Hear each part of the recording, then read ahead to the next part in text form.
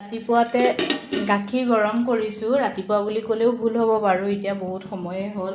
মানে চাহৰ কালাৰটো ভাল নহ'লে চাহকাপ খাই ভাল নালাগে। আজি চাওক ধুনীয়াকৈ মই বনাওঁ। জানো বেয়া স্বভাৱ, মানে গাখীৰতে পানী নিদিয়াকৈ চাহ বনোৱাটো বৰ বেয়া কথা। আৰু মোৰ এটা স্বভাৱ চবতকৈ ডাঙৰ বেয়া কি জানেনে, মানে যিকোনো মানুহে বনোৱা চাহকাপ খাই মোৰ টেষ্ট নালাগে।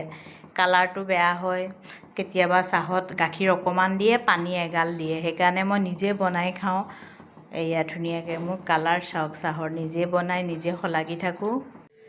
আজি ইমান গৰম বাপৰে। Good morning friend. শোৱাৰ পৰা উঠি গোঁসাই ঘৰত চাকি বন্তি জ্বলালোঁ।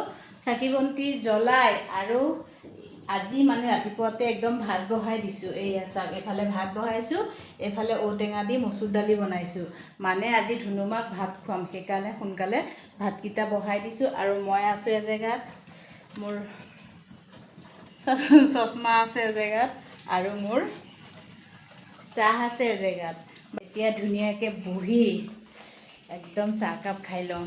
ফেনখন চলাবলৈকে পাহৰি যাওঁ। কি যে হৈছে আজিকালি, মানে পাহৰিয়ে থাকোঁ। বহুত গৰম, ফেন নহ'লে মানে দিনতে এন্ধাৰ আৰু। বাৰু মই এতিয়া চাহ খাই লওঁ।